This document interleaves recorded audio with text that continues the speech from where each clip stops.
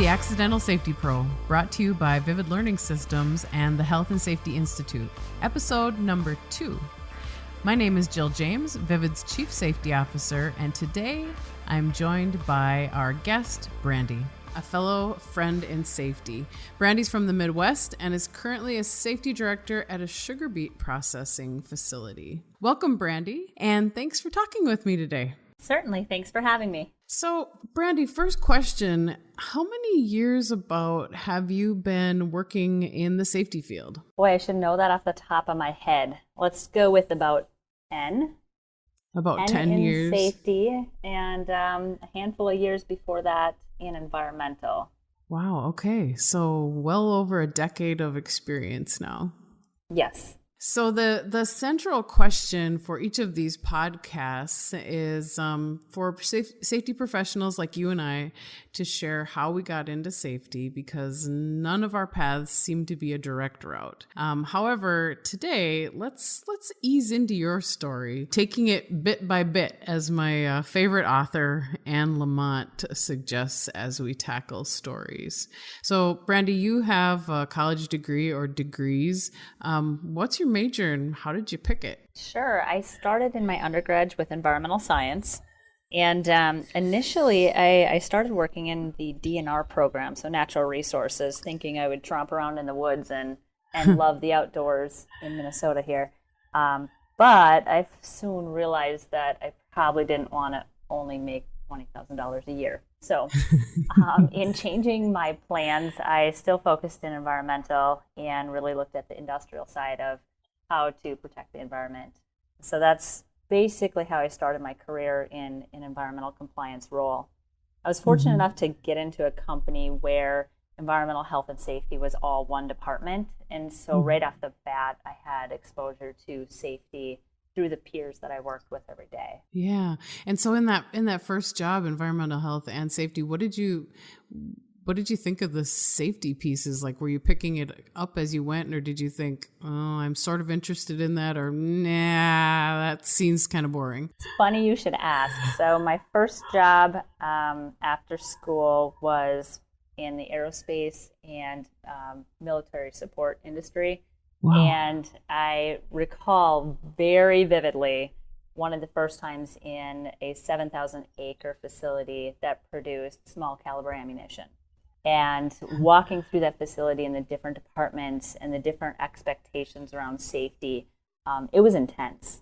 It was very intense, and not really having a lot of industrial experience prior to that. When they handed me a copper pole that I needed to drag on the floor to stay grounded, oh my gosh, it really opened my eyes to the reality and the exposure and the hazards that these people worked in every single day. And while my focus was learning the technical aspects of environmental compliance for this industry, it certainly was interwoven with safety through and through.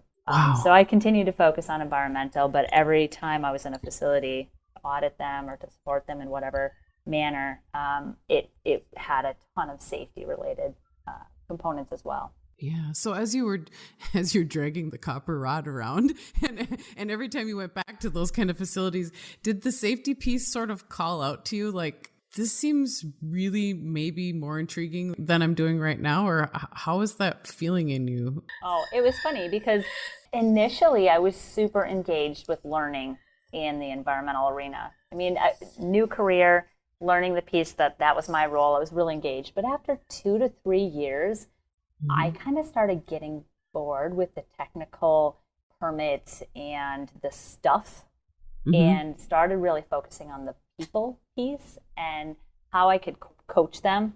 I was in more of a corporate role and supported about 35 manufacturing sites throughout the United States. So as I started becoming comfortable in my technical expertise, I started transitioning from the stuff piece and caring more about the people piece. And as my career blossomed and I changed jobs, I stayed in environmental for my second job, but found that, again, the people piece called out to me much more so than the technical aspects of wastewater and hazardous waste and air emissions. So it pulled on me, basically, and everywhere I went, I had that opportunity to really engage in the safety arena. hmm So when did you make that transition into safety from environmental? Was it in job number two?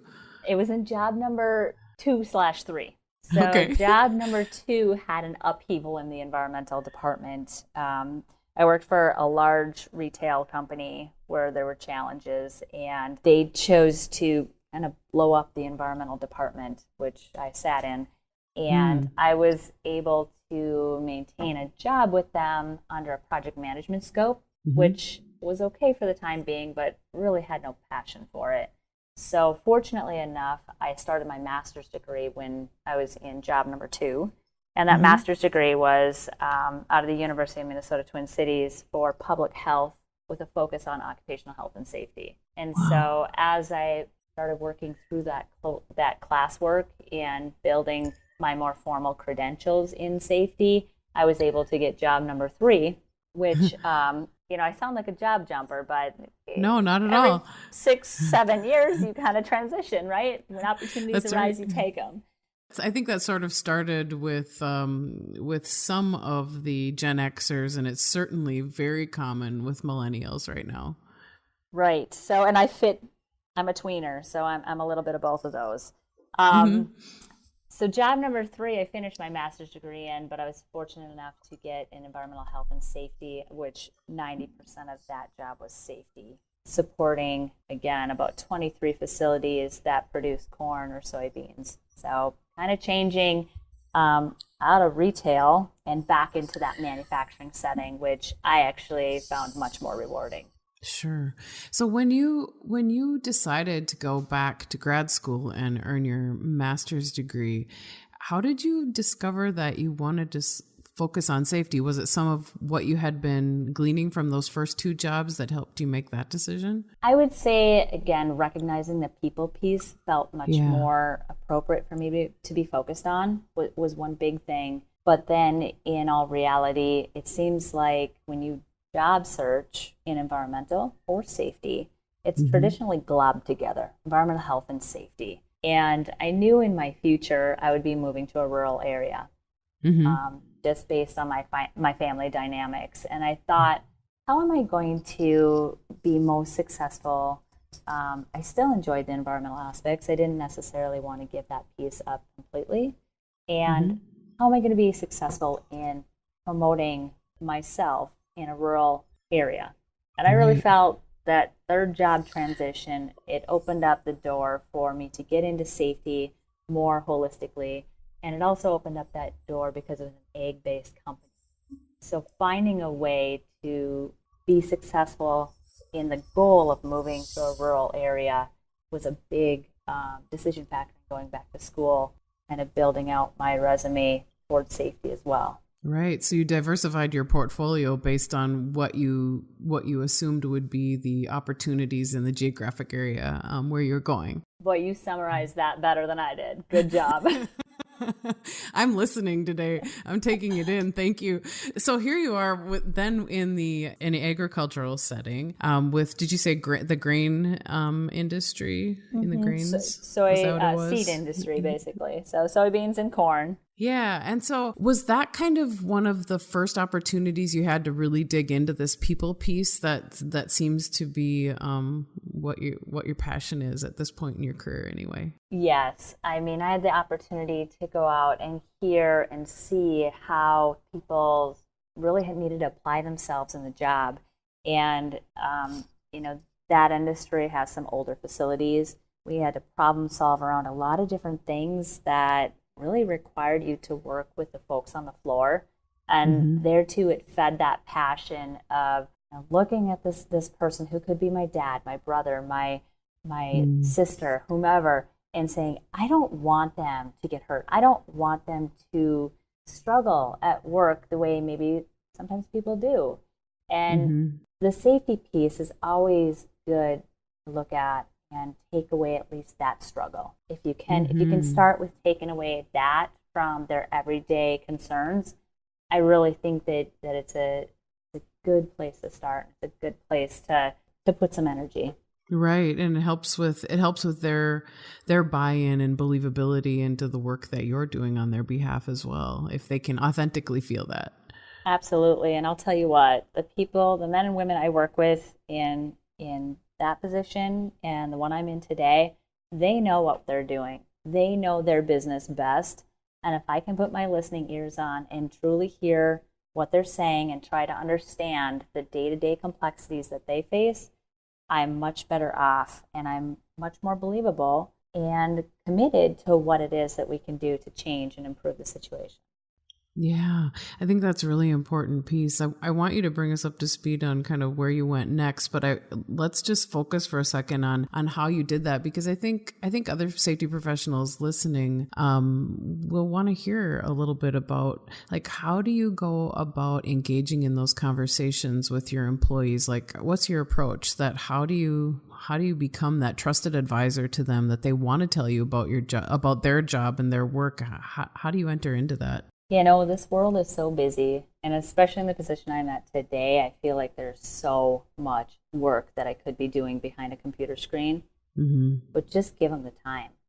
I mean, honestly, give them focused time is a big thing where you're not checking the clock and, I got 5 minutes for you, or minimizing what they have to say. I think another big piece is learning who you're working with from a personal aspect. And showing some genuine care as a human being. Everybody has things going on in life. And if you can, celebrate the good things in their life, whether it be a new baby or marriage or grandchild, whatever it might be, a new cabin or hobby that they're excited about, or really being that person that says, hey, I see you're not your normal self. How are you doing? Give them the time to actually process as a person first. I'll tell you what, that goes a long way. And if you don't even talk about safety in that conversation, they remember that. So when you do come back to ask their opinions or to ask, about their position and the challenges they face or the good things that they face in regards to safety, they're willing to open up so much quicker. And that wall of, well, your management or your, you don't know what I have to go through really comes down. Right. But I think you have to be sincere, and that sometimes is hard when you have so much on your plate and you feel like you've got to run to the next thing. Yeah, and when you have those relationships built, I think at least it also makes it easier for the employees to come to you as when something's going sideways or when they have a concern. They're not like, I don't know if I could talk to her about that, or, they're not going to make a difference anyway, so why would I? I feel like people are more apt then to reach back to you when you've built those relationships. I wholeheartedly agree. Another major component in what you're talking about is consistency, so that they know what they're going to get from you.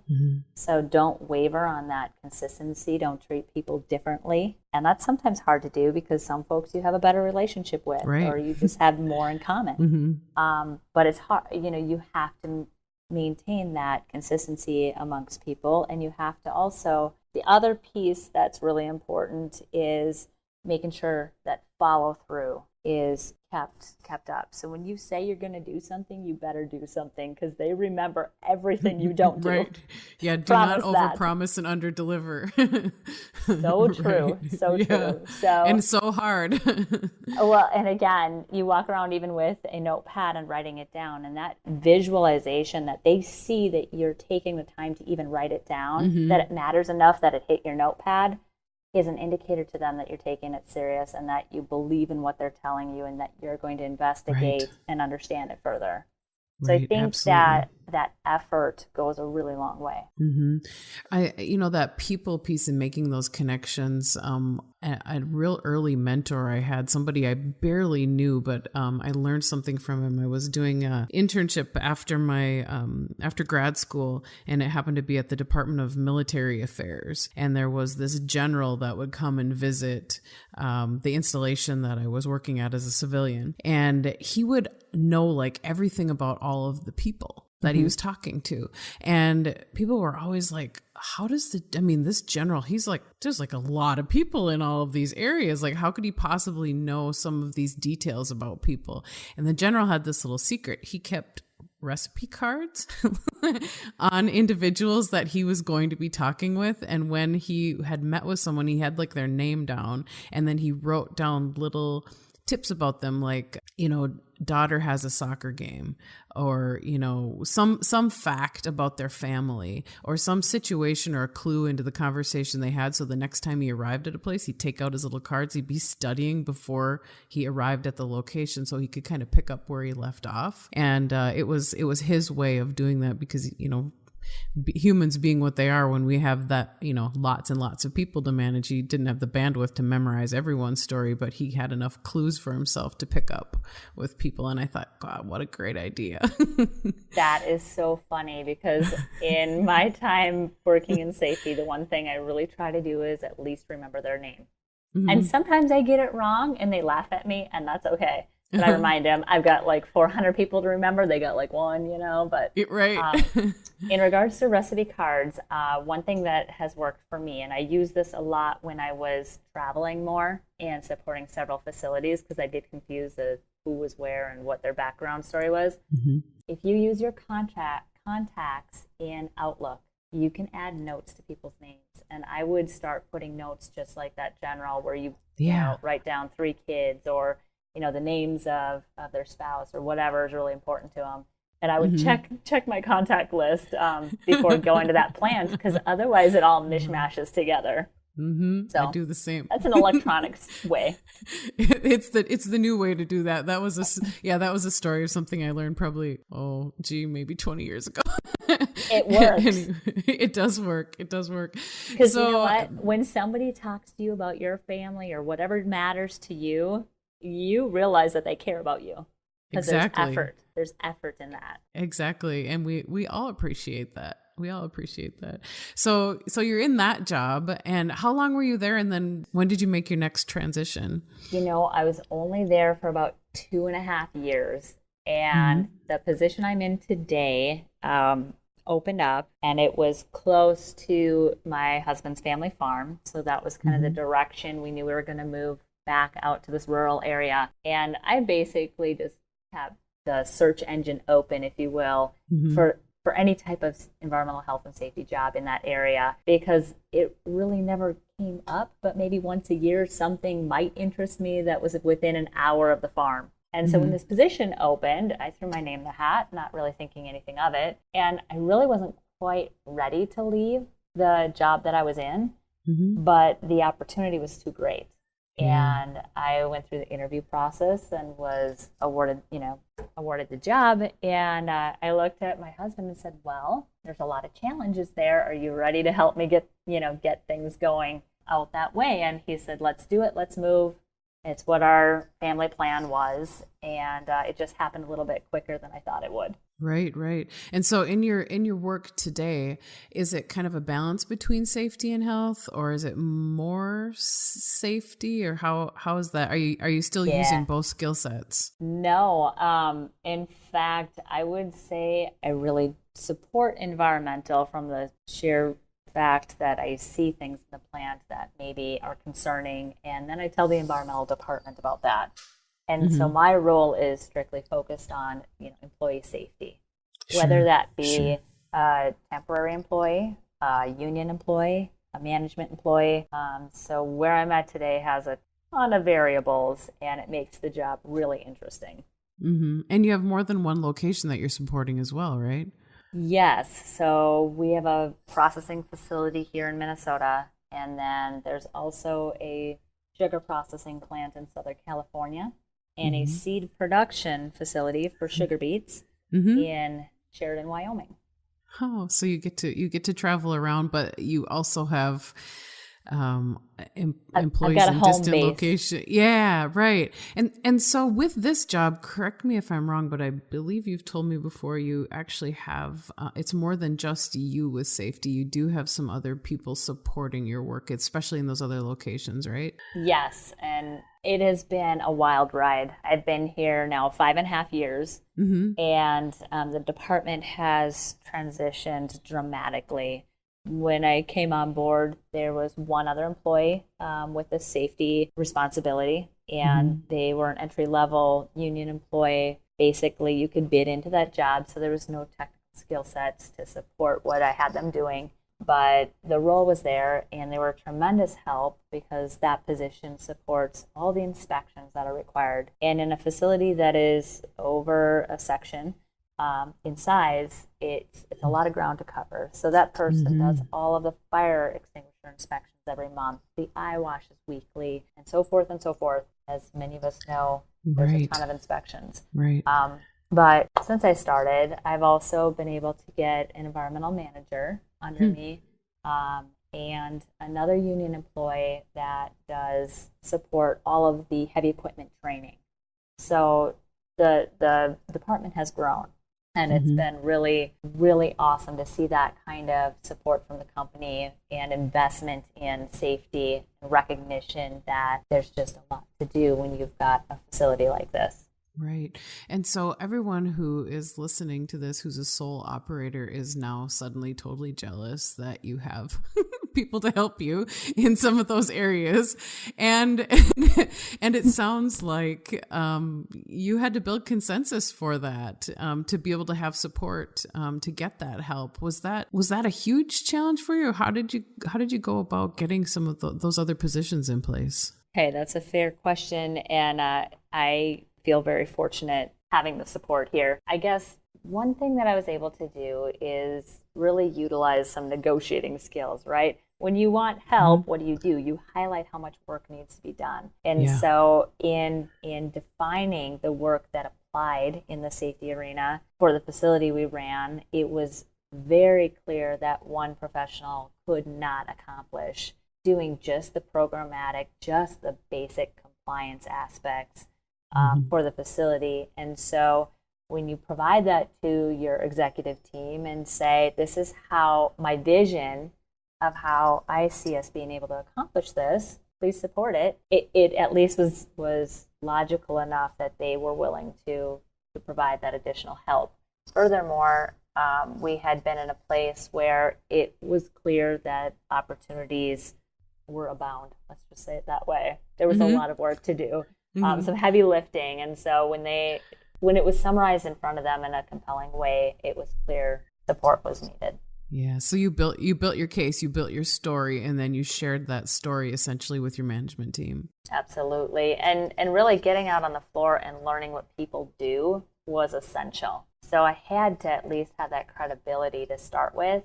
Yeah, and it took me, about 2 years before I could even build that case and be capable of speaking clearly to the questions that they would have afterwards. So it's not something you just walk in and say, hey, this is what I want. Right. You kind of have to prove yourself, and you have to show that commitment. And in all honesty, when I started this job, I would bet on average I was working 12 to 14 hours a day, 5 and 6, 7 days a week. So it was a heavy lift, though, and I felt really obligated to get some structure in place to protect the people who worked here, and recognizing historic issues. And they finally had somebody who was writing down the issues, right? It just took a lot of time to process what that meant and how to most effectively address all the concerns. Sure. So you were triaging sort of some of the worst scenarios so that you could put them and weave them into your story. But at the same time, when you're putting in all these hours, you're actually being able to make a difference for some of those, for the low hanging fruit. That's the highest hazard things. Absolutely. And it was at a time in my life where I didn't have children, so I could really focus and dig in on this career. And it was so incredibly rewarding to build that trust with the workforce and to understand the challenges that had plagued them year over year, or maybe they just felt like nobody was listening. Yeah. And the challenge to make that difference. Every day I went home, I knew I had done something to protect somebody. And that was incredibly rewarding. And as I built this team, I don't get as many opportunities because a lot of the low-hanging fruit is gone. But now some of these big lifts that are, 6-month, year-long projects, when they're done, that sense of accomplishment comes back. And I just feel like for safety, there's never going to be There isn't an end. An end. There isn't. It's just like learning about safety, right? I mean, we're never done learning about something with it either. That's what I love about it. Yeah, me too. The human factor, sure. Going back to my environmental technical background, you can read regulations and you can understand situations are different. But when you add the human factor to everything you talk about and do, boy, oh boy, it just changes. Yeah. It just makes things so interesting. And it challenges you in a way of problem solving and strategy and communication every single moment of the day. So, I mean, that's kind of what keeps me driven towards continuous improvement. Yeah, it's fun if that's your thing with people. It is for me, and that's been the most favorite part of my career as well. So regarding people and regarding building credibility, sometimes those of us in safety have to build street cred with our employees. And sometimes that means working shoulder to shoulder. Sometimes that means doing things you never thought in your life you would do. So I'm over here laughing. Right? So what are some of those crazy jobs or tasks or things that you leaned into and just did it and went home that night and thought, you're never going to guess what I did today? Oh, well, super simple thing. And people may listen to this and think, really? That's not that big of a deal, but it's a big deal to the folks on the floor. So unfortunately, the culture that I work in is management and union. It's not all employees. And so when somebody in management steps outside of a role, it could be looked bad on from the union, like, hey, you shouldn't be doing that. Or it could be, oh my gosh, I can't believe they're doing that. And so even this week, I picked up a hose and started washing down the floor because it was slippery. And I don't mean just a little bit of floor. I mean like a mile of floor. So like an hour and a half later, I got the floor washed. And, Wow. not that big a deal. But, when I had, dozens of employees walk by, they saw that somebody in my position was focused enough. And I said, hey, this is for your safety. I'm not going to walk through here when I have mud literally up to my knees. So it's not just cleaning the floor a little. It's like ridiculous. A lot of mud. A lot of mud. And, that says something to the employees. There's that cred piece. I've been inside of some confined spaces that most people don't fit. So that is not my most favorite thing to do because I realize I'm a little claustrophobic. Didn't know that before. But yeah, when you crawl inside of a vessel that your hard hat doesn't even fit through the space, and we expect employees to be working in there for an 8-hour shift, a 12-hour shift, you get a good grasp of what we're asking these people to do. And if I'm not even willing to go in and at least view it or see it, what does that say? What does that say, one, about our management and our company that we expect you to, but I'm not gonna. And from a credibility standpoint, when I crawl in there and I come out completely filled with soot and itchy with all the dust that, that's down every part of your pants and everything else, you laugh about it with the employees and they appreciate that you at least recognize the challenges they face, if nothing else. And that as the safety professional, you're taking every precaution to send yourself home safe as well. So when you're demonstrating what you're doing in those really high-risk situations, it speaks to them. Absolutely. And, it's really cool because you take the time to ask them, hey, show me how this is locked out. And they're excited to show you what they know and that they've got this. And so we walk through the lockout and I apply my lock and I say, hey, can you try it? I just want to make sure. Let's look over the procedure one more time. And we try it and everything's good. There's a sense of pride there. There's a sense of, what you taught us we're taking serious, or I'm going to protect myself. So don't worry. And it's cool, that rapport that you build with the people, even though you're validating or checking what they're doing. They're doing it right. They are excited about it. And if there's a problem with it, you don't bash them over the head right away. Usually it's not on purpose. It's more of a coaching opportunity or hey, let me learn more about this. Why didn't we do this? Oh, there's this challenge. How do we get rid of this challenge? And so you can take the process, more easily or whatever's going on. But it allows you that opportunity to dig in a little bit more, to learn more, to understand the everyday challenges that they face. You're willing to get out there with them. It's pretty important. And, one of the other things I'll mention is we've got an area of our facility that has a lot of particulate. And, it's a required respiratory protection area. And I had housekeeping tours that I was setting up, and I told the CEO, I said, hey, Steve, come along with me. And he's like, what do you need? And like, come on, you're coming with me to one of the places in the plant that's what I would consider kind of miserable. I mean, we can certainly work there safely with the proper precautions, but it's really not that enjoyable because there's just dust everywhere.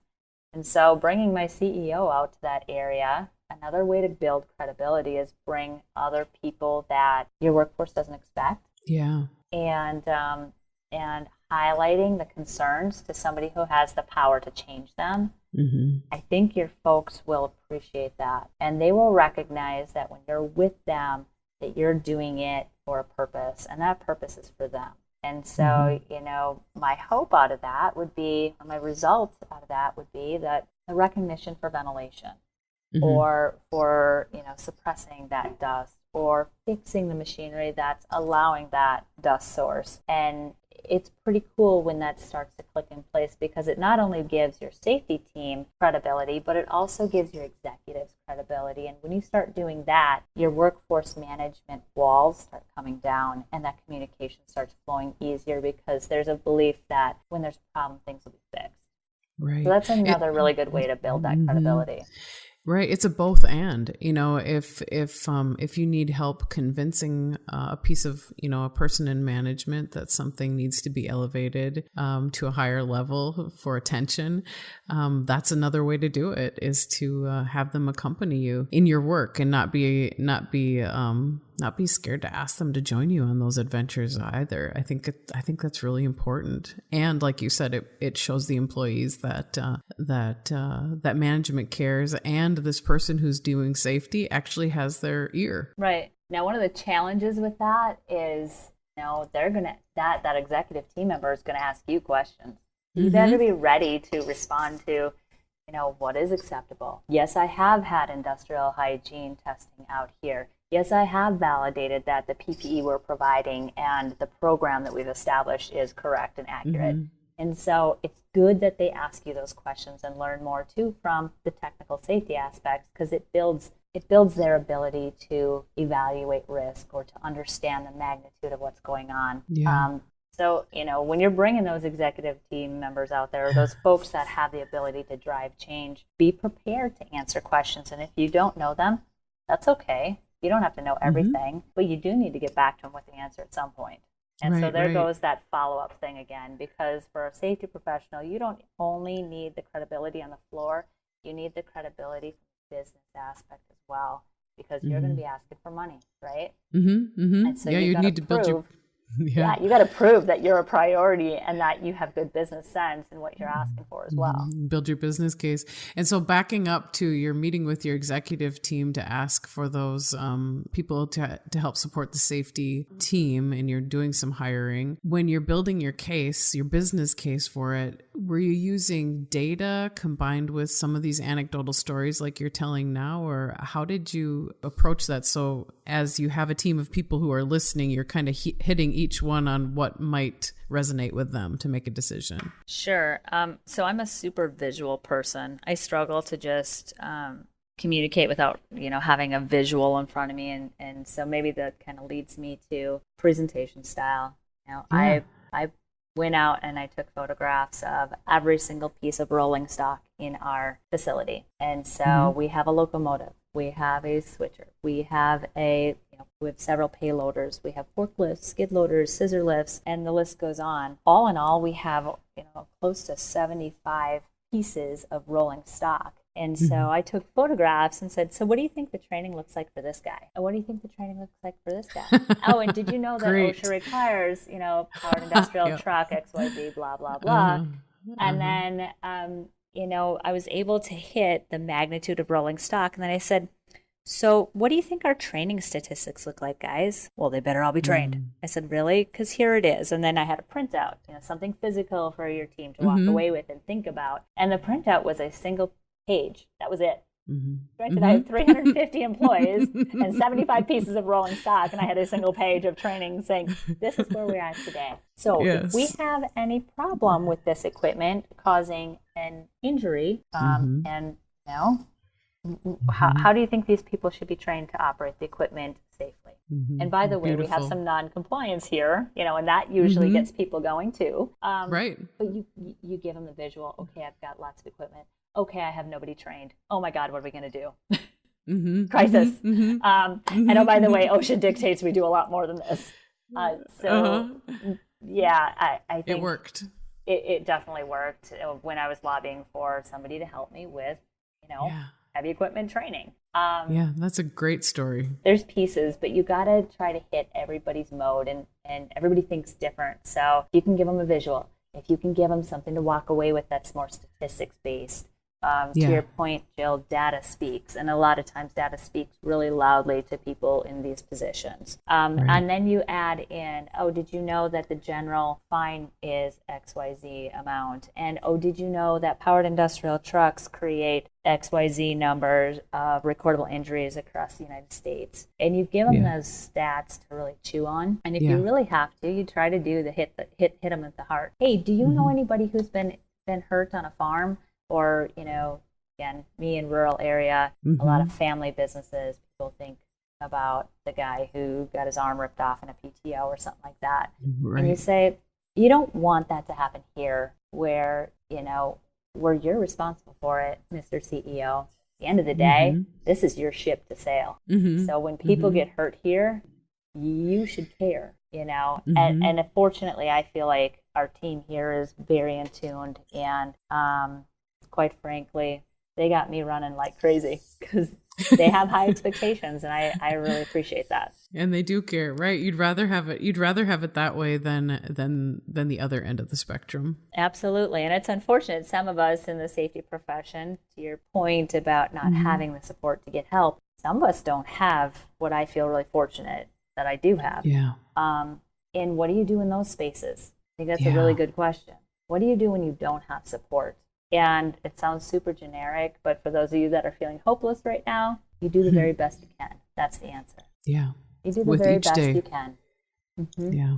Yeah. With each day, I would completely agree with that, and make those connections with the people and do the work where you can. And take and truly evaluate the risks, because if you can prioritize your energy, because there's only one you, for those things that are highest frequency, most severe potential, and you focus on them, you are doing a service to that employee base. That's right.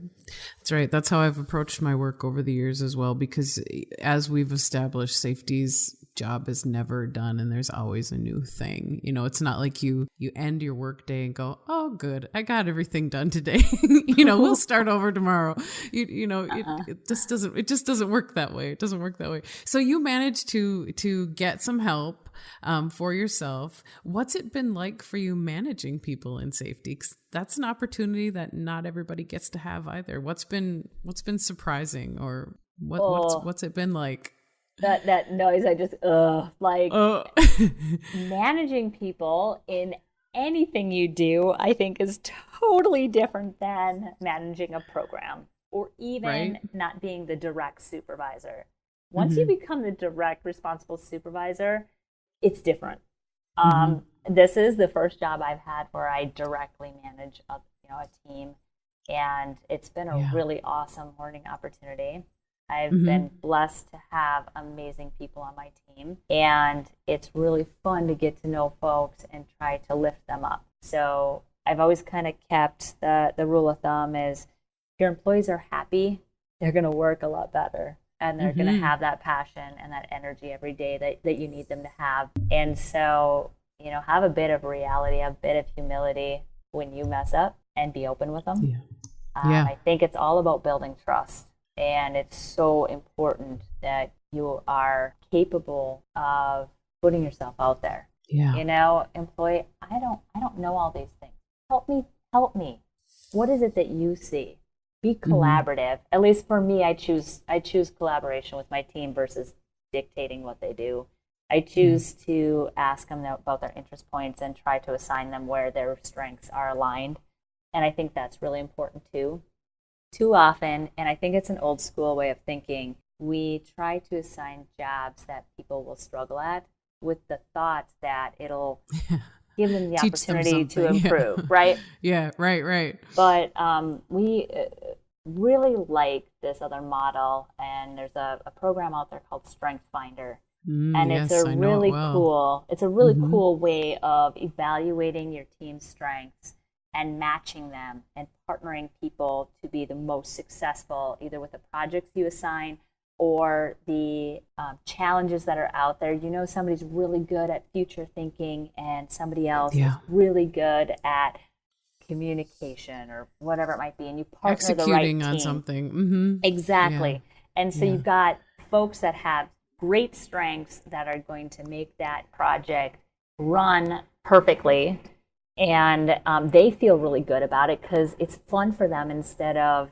being knocked over the head constantly. And so I believe in that. I believe in giving people the time to actually do their review, but I don't just do it once a year.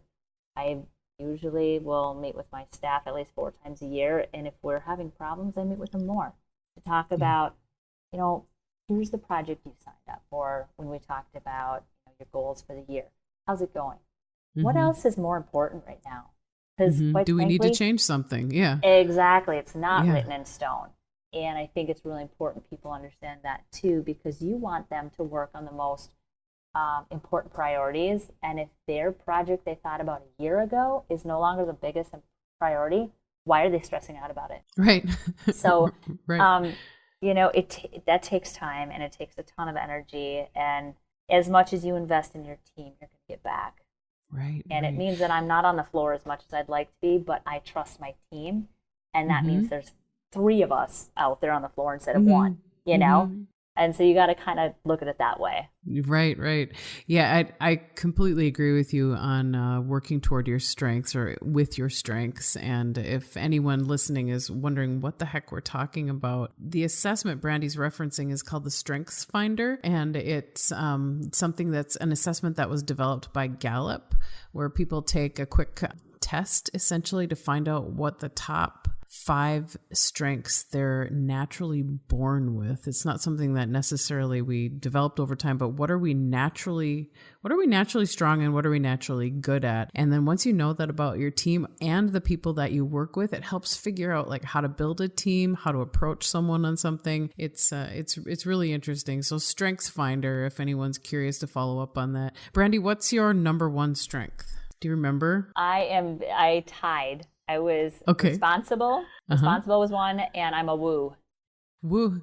And that the woo, I'm not a woo, but do you want to explain what woo is?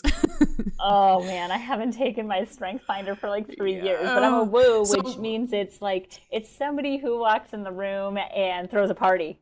Right, exactly. It's winning people over. Yeah, people are excited to visit with you traditionally because you bring that energy to it.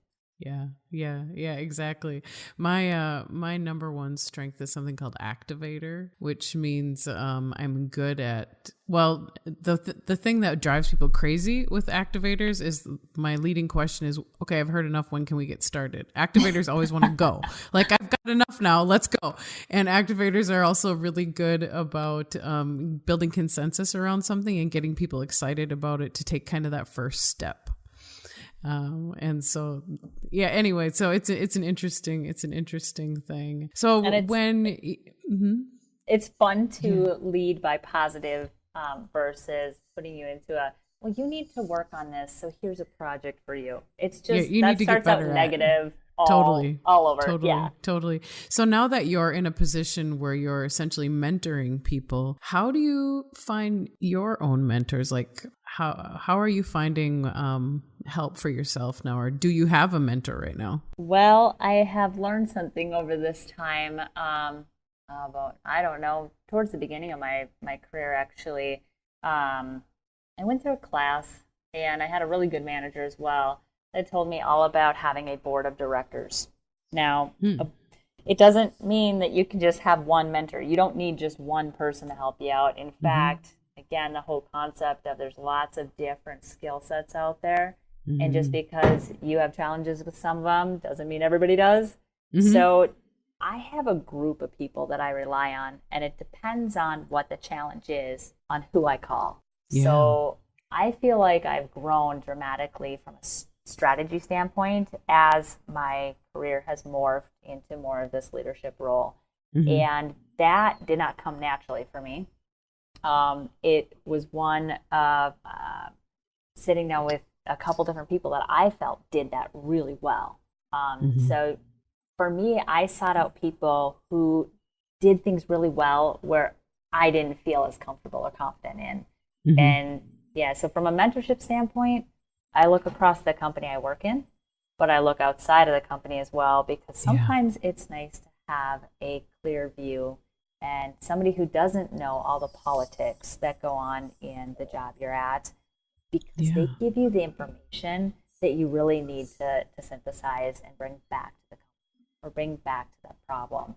Right. And it's unimpeded in a sense. So I have a whole lot of people I rely on to mentor me. And I guess that's something that I learned really early on.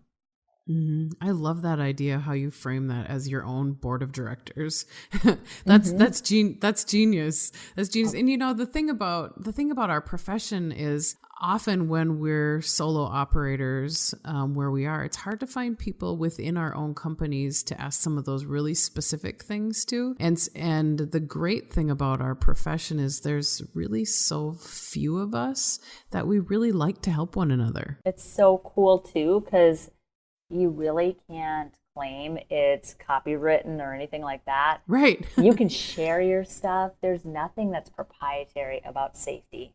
And it's kind of the way I think, Jill, the community, to your point, the small community of safety professionals, we embrace each other and lift each other up because there's nothing to compete over.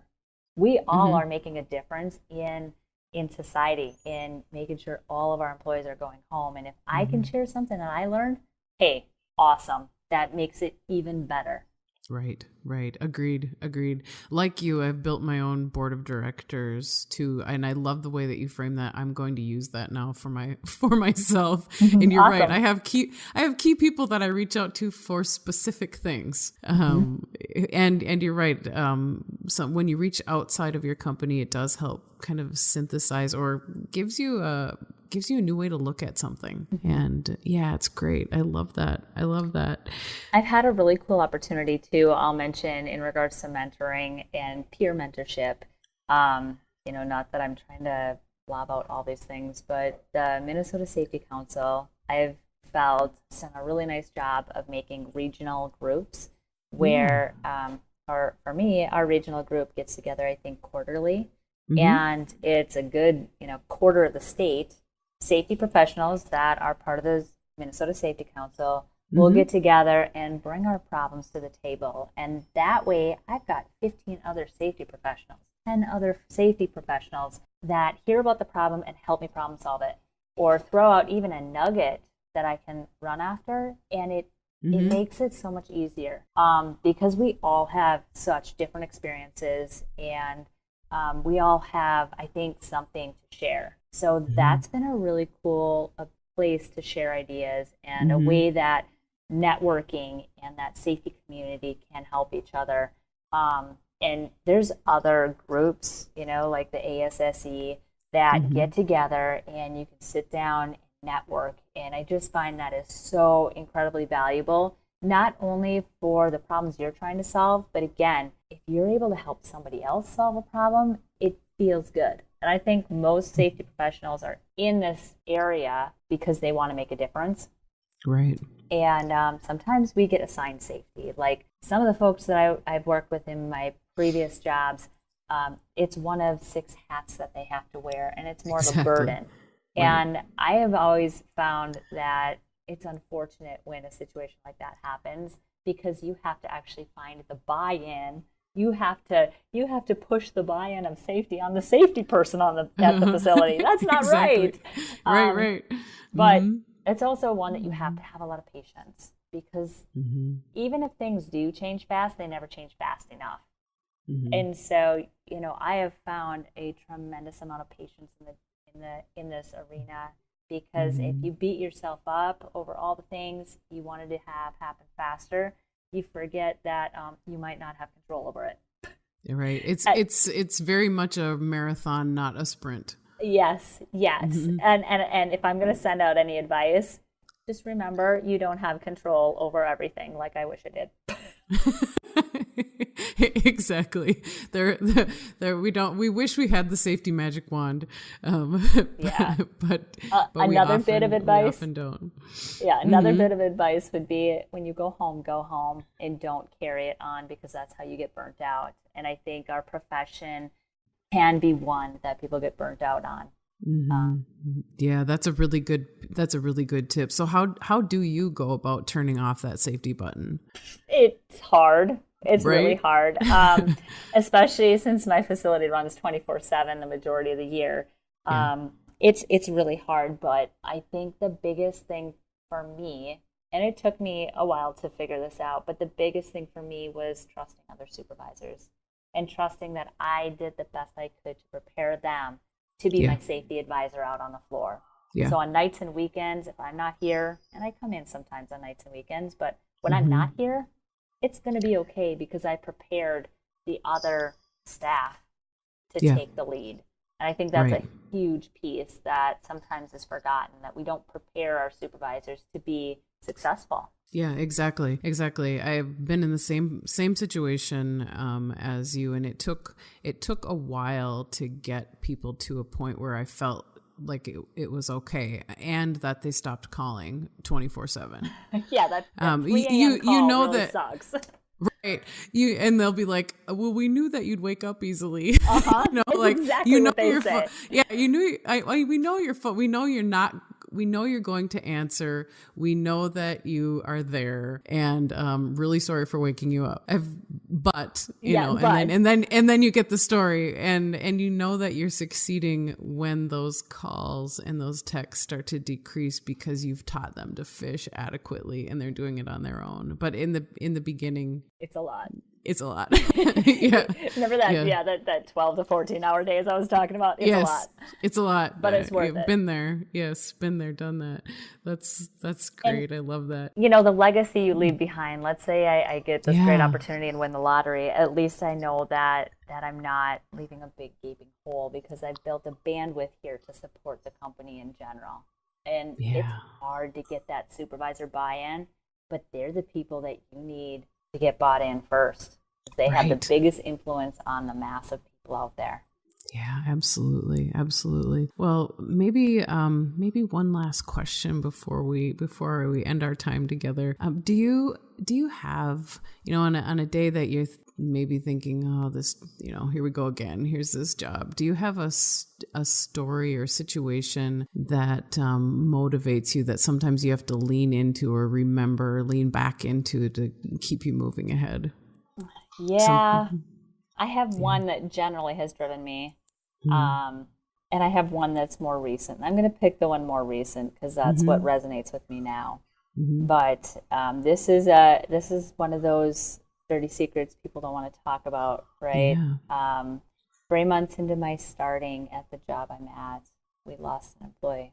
We had a fatality. Yeah, and sorry.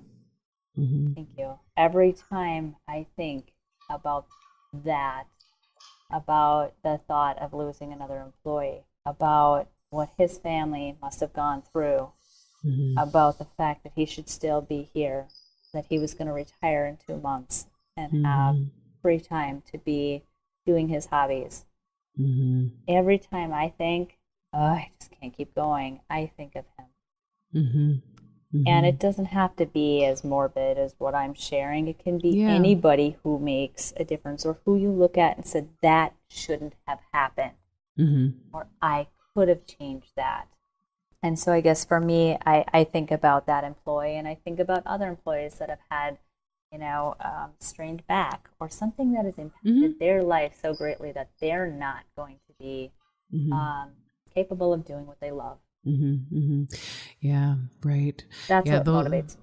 Yeah, very much the same for me. And I tend to remember and lean into those stories when you're dealing with those safety cliches that sometimes come our way of, oh, but nothing's happened, or I've been doing this way for 30 years, or, right, Right.